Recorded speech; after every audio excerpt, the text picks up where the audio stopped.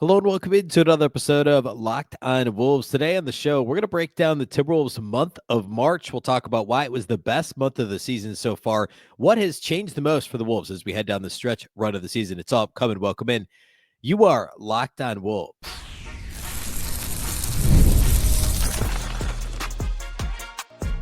You are Locked on Timberwolves, your daily Minnesota Timberwolves podcast, part of the Locked on Podcast Network, your team every day. Hello and welcome to the Locked on Wolves podcast, part of the Locked on Podcast Network, your team every day. My name is Ben Beecken. I am the host of Locked on Wolves. Today's episode is brought to you by Game Time. Download the Game Time app, create an account, and use the code LOCKEDONNBA for $20 off your first purchase. Happy Tuesday, everybody. Happy Timberwolves game day. The Wolves are back in action tonight at the Denver Nuggets. A team the Wolves have beaten 3 times this year. Of course, beat them in the playoffs last year in 7 games. An intriguing matchup. We'll talk about that later in the show, but I want to start with just how strong the Wolves' month of March was. And we'll talk about why. There certainly were a number of factors, but I want to dig in on what's different about the Wolves offensively, and specifically the pace that they're playing with, why the numbers look so different now than they did a month ago for the Wolves. We'll compare the first several months of the season to the month of March. We'll also peek ahead at this, and we'll look at the standings, the upcoming schedule, and try and kind of parse what's going to go down here in the Western Conference as we head down the stretch run. So lots to get to today. Packed show.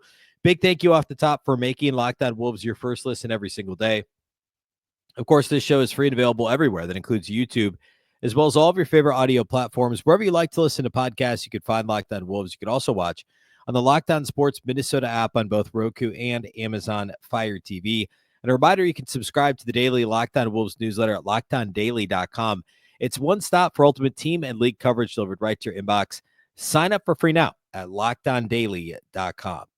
All right, so the Timberwolves in the month of March managed to go 11-3. This was a so there's a number of factors, right? Like coming into March, coming out of the All-Star break, the Timberwolves scuffled. They lost 4-5 coming out of the All-Star break to close the month of February. The only win being that ridiculous comeback at Oklahoma City. Remember, they had the home and home against OKC consecutive nights. And Ant plays terrible to start the game in OKC. They're down like 20 plus or whatever it was, late third, early fourth quarter. They come back and win in overtime. And that's the only win in that stretch of 5. They then go out and lose to the Lakers. They lose to the Jazz. They're only 3 games above 500 going into the month of March. But thankfully for the Wolves, they start March by playing Phoenix, who they apparently always trounce. The Sixers, who are this year's Sixers. The Hornets, who are still the Hornets. Miami, obviously post-trade deadline and all the upheaval, that was still a close game. The Wemby-less Spurs, a nice win at Denver. They win that game by 20. And then, kind of barely beating Orlando and then blowing out a bad Utah team that's tanking. That was 8 straight wins for the Wolves. Then they lose in overtime to a woefully shorthanded Pacers team, missing 4 starters and having the 5th get ejected during the game. They lose to a tanking Pelicans team, although they did have Zion in that game. And then they beat a Zion-less Pelicans team. Then they lose a disheartening game to the Pacers, and now they've won 2 straight. That's the post-All-Star break Wolves. So what's the number one factor here? Well, I would argue number one is the way the Wolves have gone about their business, the way that they're playing offensively, and we'll dig into that. But I want to start here just to kind of tick off some of these other reasons that I'll acknowledge play into it, but not the primary factors. The schedule certainly helps. I listed, of that 8-game winning streak. The only win that you kind of sit back and go, that's a really nice win, would be the Denver win by 20. Wemby-less Spurs by 17. Hornets, Heat, Sixers. I guess you could say the Suns win by 20 or 18 or whatever it was is a nice win. But of that 8, those are all games the Wolves should have won. Now, of course, you have to beat the teams in front of you. We've seen the Wolves struggle with bad teams, but still, the schedule certainly played into it. We have to acknowledge that. Also, I think they've had some bad luck this season, and they were due for some good luck.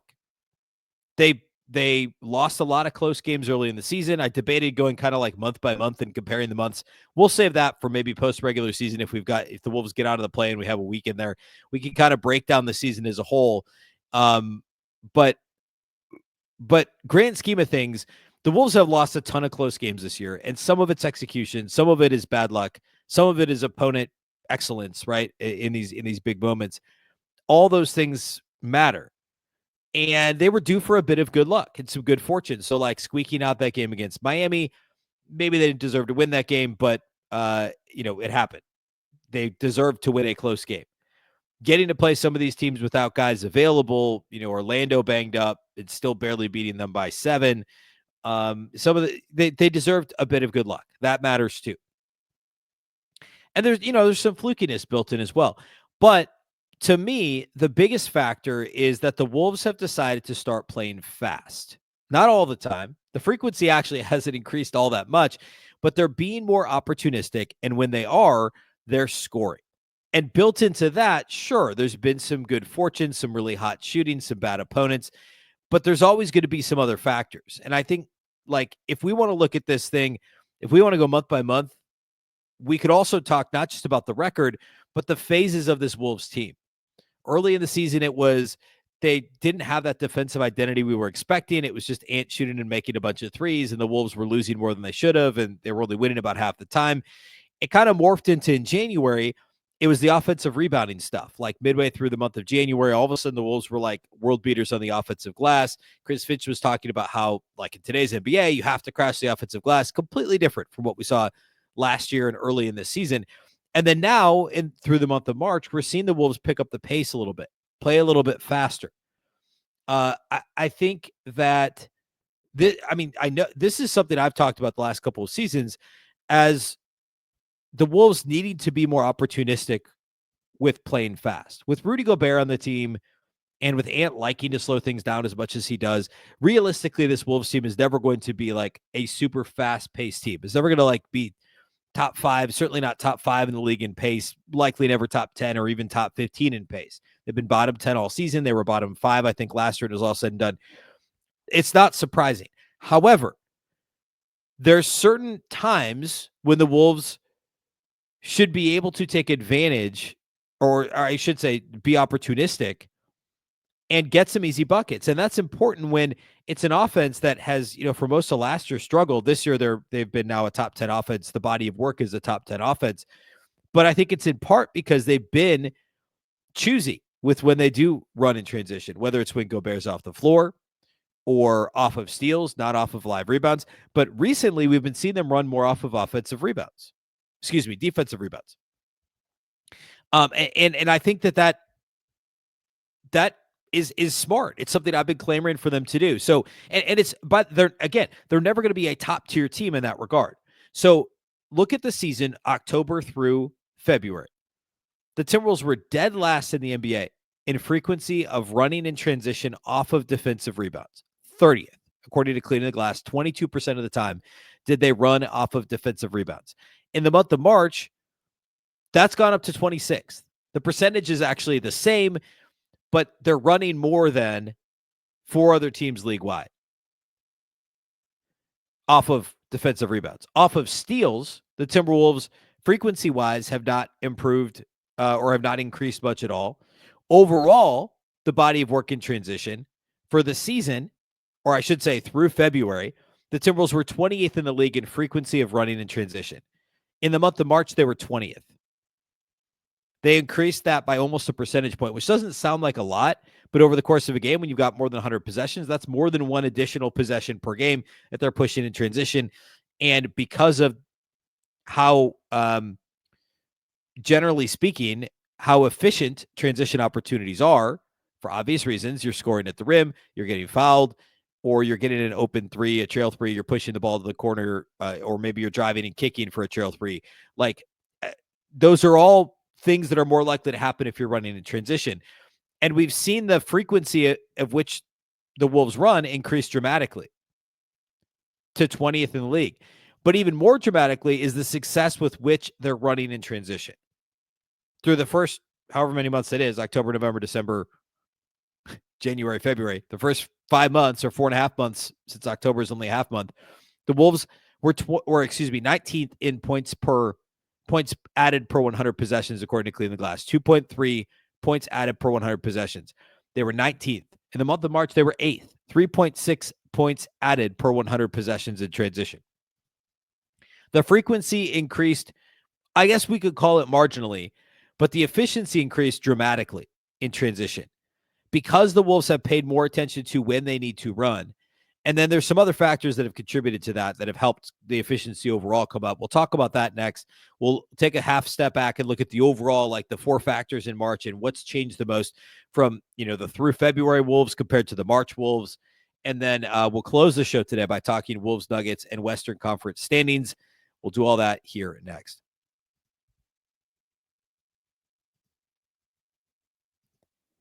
Today's episode of Locked On Wolves is brought to us by our friends at Monarch Money. Ever check your bank account and wonder, where did all my money go? Between dining out, online shopping, and entertainment, it's easy to lose track. That's where Monarch Money comes in, your personal CFO giving you full visibility and control over your finances. Monarch Money isn't just a budgeting app, it's a complete financial command center. You can track all your accounts, investments, and spending in one place so you stop just managing your money and start building wealth. Monarch, when you start using it, you'll realize just how much you're spending on something. For me, it was occasionally on the weekends, it's food delivery, right? It's put the kids to bed. You're hungry. You didn't eat as much because whatever. You have to get a food delivery. And then that adds up because of the fees, et cetera, et cetera. But with Monarch Money, you can see that and you budget smarter and save more. And also it's all in one convenience within the app. So instead of juggling multiple apps, you can use Monarch to check your finances, track your spending, and even plan long-term goals. Take control of your finances with Monarch Money. Use code LOCKEDONNBA at monarchmoney.com for 50% off your first year. That's monarchmoney.com. Code LOCKEDONNBA for half off your first year. Today's episode of Locked On Wolves is also brought to us by our friends at Prize Picks. Baseball season is in full swing. There's no better way to get in on the action than with Prize Picks, the best place for daily fantasy sports. Not a great start for the Twins. 0-4, shut out a couple of times, I think. Lost 9-0 to the White Sox. But that doesn't mean you can't play over at Prize Picks. With Prize Picks, you pick more or less on at least 2-player projections. And if you're right, you can win up to 1,000 times your cash, whether it's strikeouts, RBI, or first inning runs. Prize Picks keeps every game exciting. You could also build your own lineup. Like it would be smart this week to maybe pick Aaron Judge for more than one home run. Turns out the dude hits multiple home runs, it seems like every day. Not actually, but pretty close to that. Or maybe you want to take, Shohei Ohtani for more than one stolen base this week. It's that easy. Set your lineup up in less than 60 seconds when you win. Your payout is quick, safe, and secure. Download the app today. Use the code LOCKEDONNBA to get $50 instantly after you play your first $5 lineup. That's code LOCKEDONNBA for $50 instantly after you play your first $5 lineup. Prize Picks. Run your game.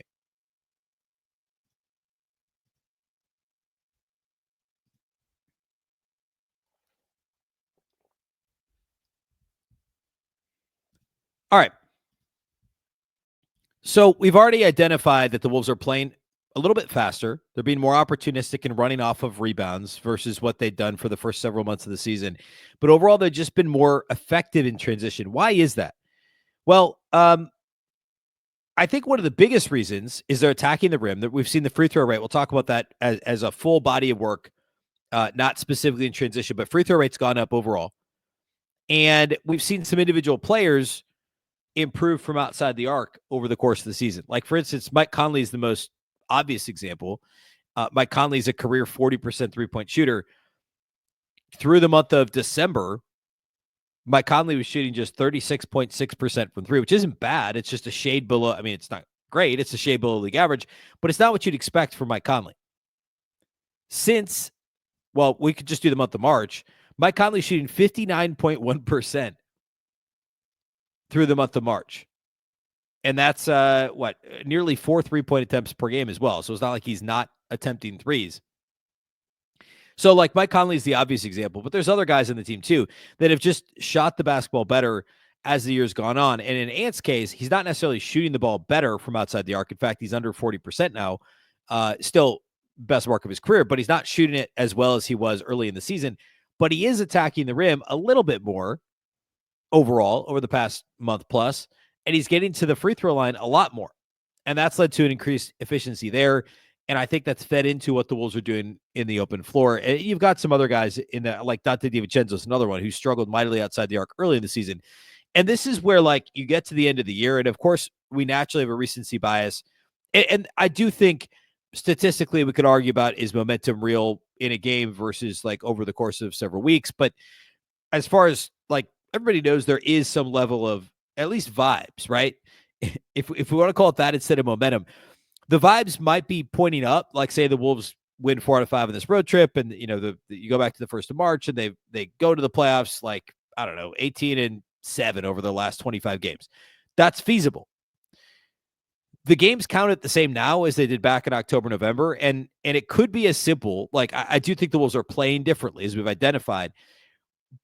But I mean, they just had guys who were shooting well below career averages early in the season that straightened things out. The law of averages, right? I mean, you go back a couple of years, that happened with Taurean Prince. Remember, Taurean Prince was shooting like 20% from 3 through the month of December that first year in Minnesota, and then he was like 60% the rest of the way. I don't think I'm exaggerating either.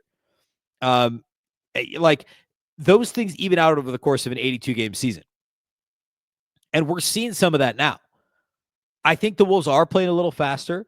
I think in the half court, they're attacking the rim a little bit more. The offensive rebounding overall has certainly come up over, in this calendar year versus in October, November, December. But the big picture is a lot of what this team was doing early in the season wasn't necessarily wrong. They were just missing the shots. And now you got guys like Mike Conley, Donte DiVincenzo, Nickeil Alexander-Walker. These guys are all making threes at a higher clip. And because the Wolves are playing a little bit faster, they're getting to the line a little bit more, and they're attempting more three-point shots. Now, the question is, can this team maintain this consistency? We're going to talk a minute about the Nuggets matchup, and Michael Malone, the Nuggets head coach, straight up said to the media I think it was on Monday, that the Wolves play harder against us, meaning Denver, than against other teams. He had an assistant coach who usually teams will have an assistant coach scout. Each assistant coach a lot of times will have a handful of teams that they're responsible for scouting, or they'll go out, assign games throughout the season that they scout. And whatever assistant it is that scouts the Wolves, maybe it's David Adelman, maybe it's Ryan Saunders, maybe, one of those former Wolves coaches, said that the Wolves just don't play as hard against other teams as they do against Denver. And it's not wrong. As somebody who's watched every minute of every Wolves game this year, that's absolutely the case. They play harder against certain teams. It's like there's certain teams the Wolves are like, we got this. But they also play harder, like Denver, like Phoenix. And there's other teams where it's the wrong end of the we got this attitude, because they don't play as hard.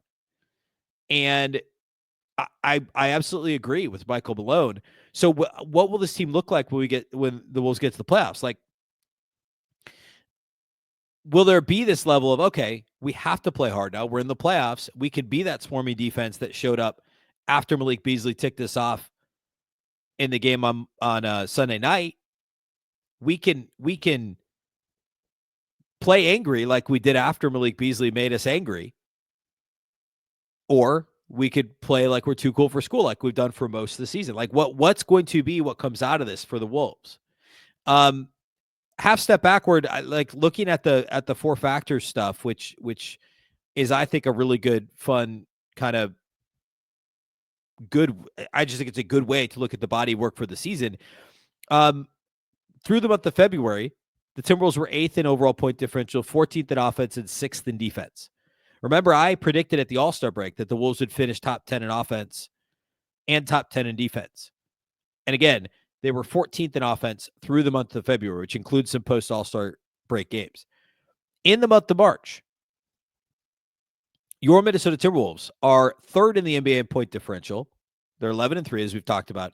They are 5th in offense in the entire league and 4th in defense. So not just a top 10 offense and defense in the month of March, but top 5 in both categories and top 3 in overall point differential, behind only OKC and Boston, ahead of the likes of Houston, the Clippers, who have been hot, Golden State, who's been hot, Cleveland, who's not falling on hard times exactly compared to everybody else, but struggling a little bit, at least in the month of March. So you take the body of work for the season, and as we've talked about before, the Timberwolves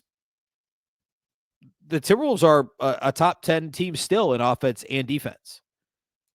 And we talked about some of the improvement in terms of the 4 factors, and they're 12th in the NBA in free throw rate in the month of March. They're top 10 on the defensive end of the floor in every category. They're just outside the top 10. They're 11th in defensive rebound rate, but they're top 10 in defensive turnover rate, effective field goal percentage, defensive free throw rate. Believe it or not, the Wolves have defended without fouling in the month of March, which is such a nice thing to see. Currently, the Wolves are ninth. Body of work the entire season, all 75 games they've played so far. They're ninth in offense, according to Clean the Glass, and fifth in defense. They are very likely going to finish the season. Well, actually, they're only a tenth of a point per 100 possessions ahead of Houston in terms of offensive rating. But there's a good shot they're going to finish the season in the top 10 in both categories. As we've said, the only teams that are currently in the top 10 in offense and defense are Oklahoma City, Cleveland, Boston. Houston, barely. They're 10th in offense, third in defense. The Wolves would be one of 5 teams that are top 10 in both categories. That is rare company to be in. And this is a team that's had, by all accounts, a disappointing season. Remember, they've outplayed their point differentials, these close games that they've really struggled in. So the offensive rebounding has been a factor of late. The getting to the free throw line, playing a little bit faster, and defending without fouling on that end of the floor. And I think also the rebounding overall in the defensive glass has helped as well. And there's some games upcoming, like obviously the Denver game is difficult. They play at Milwaukee and at Memphis on this road trip, but Brooklyn, Philadelphia, actually Brooklyn twice, and Utah. There's a real chance for the Wolves to continue to build some of this momentum heading into the playoffs. I do next want to talk about the Nuggets matchup. I want to peek at the standings, see what's happened since the last show in terms of where the Wolves sit in the Western Conference and what needs to be done here down the stretch of the season. We'll do all that here next.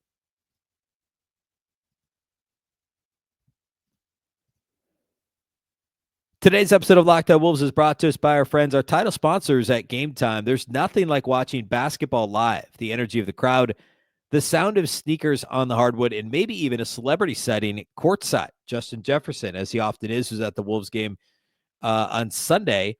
If you want to catch a game in person, Game Time makes getting tickets easier than ever. Their new feature, Game Time Picks, filters out the fluff and shows you only the best deals on great seats so you don't have to waste time scrolling through thousands of tickets.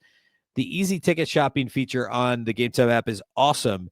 There's amazing deals on huge matchups coming up. That's always the case. They also have super deals, which give you the best bang for your buck. And the peace of mind, my favorite part is the seat views. You can see what the view from your seat looks like before you buy, plus no surprise fees, a lowest price guarantee, and you can book with total confidence. Take the guesswork out of buying tickets with Game Time Picks. Download the Game Time app, create an account, and use the code LOCKEDONNBA for $20 off your first purchase. Terms apply. Again, create an account. Redeem the code LOCKEDONNBA. That's LOCKEDONNBA for $20 off.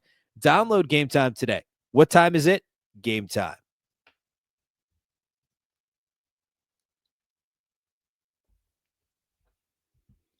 All right, so Wolves Nuggets tonight. Always fun. The Wolves have defeated the Nuggets all 3 times they've played this year, so they do have the tiebreaker. Not that that's likely to matter in the Western Conference, although we will talk about the standings in full here in a moment. But the Wolves are, I guess, 4 games back with 7 to play from Denver, so the tiebreaker is not necessarily going to matter. But, of course, it'd be great to sweep the Nuggets, build some further confidence in case they do see them. I mean, like, there's a real shot they see them early in the playoffs. Like, it could be a 3-6 matchup. It could be a 4-5 matchup. It could maybe even be a 2-7 matchup. Like, there's a non-zero chance the Wolves play the Nuggets in the first round of the playoffs this year, which, of course, they did 2 years ago. Last year, they played them in the second round of the playoffs. I still think the Wolves match up well against the Nuggets. I think with or without Karl-Anthony Towns, the Wolves have always had a good plan against Nikola Jokic, as good as one can have against a player who's been the best in the league over the last 3+ years. Now, there is the question of what does the Wolves rotation look like? As of this recording, late on Monday night into early Tuesday morning, there has not been suspensions announced after the fight against the Pistons, the altercation, the ejections against the Pistons on Sunday. I'd be willing to bet that both Naz Reid and Donte DiVincenzo are each suspended at least 1 game. I wouldn't be shocked if Naz was 1 and Donte was 2, perhaps. We will see. And also, I think there's both players could appeal and they could kind of, if that's the case, and I think it is, then maybe they play against Denver and they get to sit against Brooklyn on Thursday, which, maybe that's dicey and you just sit them and You increase the chance you beat the worst team against, that you win against Brooklyn if you have one or both of those guys back. And you just assume maybe we lose at Denver, or maybe we win because we have Denver's number this year or whatever. Interesting to see. In terms of the Wolves' depth, if Naz doesn't play, like, what's that front court rotation look like? I mean, Rudy Gobert, like Luka Garza did not play until garbage time other than the 2 free throws that he made after Naz was ejected. I mean, does Luka Garza play? On the one hand, you'd think, okay, he could be physical, body up Nikola Jokic, similar to what Karl-Anthony Towns would try and do. On the other hand, he isn't actually as big as Karl-Anthony Towns in terms of his actual like strength. And it's actually kind of a tough matchup because Denver plays fast, and that's not a strong suit for Luka Garza, is playing in a fast matchup. Now, remember, there was one game last year that Luka Garza played rotation minutes against the Nuggets. In fact, there were, I think, 3, maybe 4 games that he played when Gobert and Towns were both out last March. And the game in which he played the most minutes last year was against Denver. He played 22 minutes. And Jokic had a big game against the Wolves in that one. Garza had 11.6 rebounds. He was 2 of 8 on threes. So the Nuggets just kept daring Luka Garza to shoot threes. He obliged, and he was only 2 of 8. Jokic had 35 and 16 in that game. I mean, it's not a good matchup for Luka Garza. Like, he held his own offensively. The Wolves, by the way, only lost that game by 3 points. And if you look at who the Wolves actually had playing for them in that game, nobody on the Wolves bench that saw minutes is on the team anymore. The Wolves bench in that game this is last March, like barely over a year ago, was Luka Garza, Jordan McLaughlin, TJ Warren, and Monte Morris. I mean, none of those guys are in NBA rotations currently.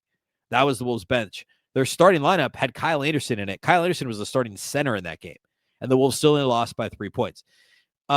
It's just a good matchup. The Wolves get up for it. They somehow handle the pace of the Nuggets fairly well. They've always had a good plan for defending Jokic.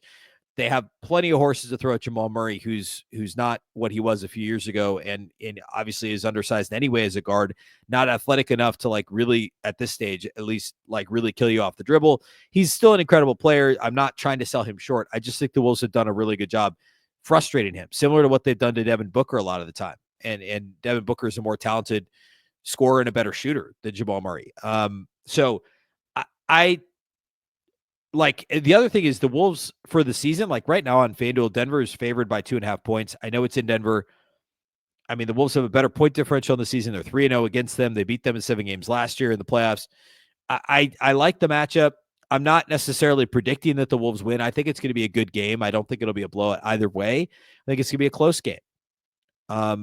And I hope that both Rudy and Donte DiVincenzo play. Now, the Wolves did beat the Nuggets in January without DiVincenzo. I think it's a tough thing to try and beat this team without DiVincenzo and Naz Reid. I know Denver's not like super deep, but it's still a good team, a well-coached team, a team that plays fast and wears you down. And at altitude, are the Wolves really going to play a shorter bench? Like, TJ Shannon's out, so we're not going to see like a small lineup with TJ Shannon. I believe he's already been ruled out with the groin injury. He was out on Sunday. It did not dress. So like, short bench, not much size, play again in 2 days, first game of a 5-game road trip. You don't have double off days until Sunday and Monday of this week. I think in that scenario, Garza has to play. Like, if that's the case, like if Gobert and DiVincenzo are out, Garza's forced to play, or you're playing Rudy an ungodly number of minutes. I think it's a tough thing for Minnesota to win this game. But you can bounce right back. You play at Brooklyn on Thursday, and that's a much more winnable game. And then at Philadelphia Saturday, you can win 2 in a row. You feel okay about winning 4 out of 5. And then you close the road trip at Milwaukee and Memphis. It gets pretty tough then.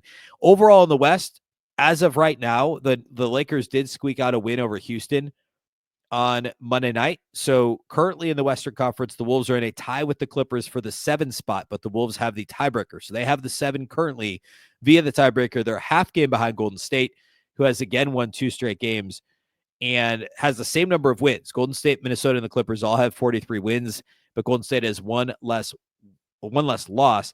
And by the way, Memphis has now lost 3 straight. Of course, fired Taylor Jenkins for whatever reason.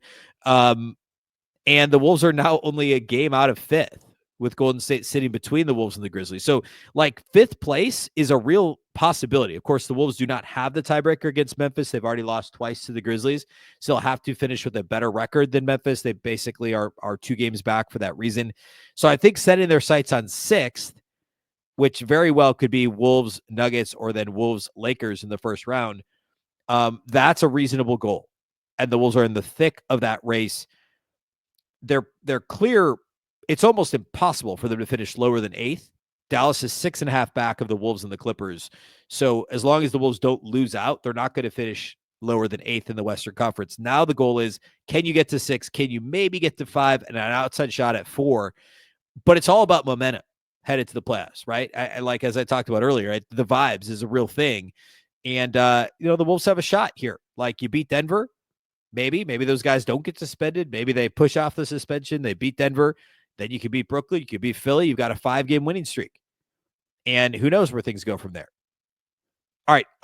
Live postcast following Wolves Nuggets tonight. That'll be late, of course, the 9 p.m. TNT tip in Denver. Luke and Jack will have you covered at Locked On Sports Minnesota on YouTube. That audio will be the next episode in your feed here on the Locked On Wolves audio feed. I'll be back very late tonight, overnight, for the Wednesday episode, which is the post-game pod. We'll talk about what happened in Wolves Nuggets as well. Hopefully another Wolves win. A big thank you for making Locked On Wolves your first listen every single day. Of course, this show is free and available everywhere. That includes YouTube, as well as all of your favorite audio platforms. Wherever you like to listen to podcasts, you can find Locked On Wolves. You can also watch on the Locked On Sports Minnesota app on both Roku and Amazon Fire TV. A reminder, you can subscribe to the Locked On Wolves newsletter at LockedOnDaily.com. You get an email to your inbox every day, Monday through Friday. It's your one-stop shop for ultimate Wolves and NBA coverage delivered right to your inbox. Sign up for free now at LockedOnDaily.com. Of course, the Locked On Wolves podcast is part of the Locked On Podcast Network. Remember, the Locked On Network is your local experts on all the biggest stories. Once again, I'm Ben Beecken. This is the Locked On Wolves podcast, and we'll catch you next time.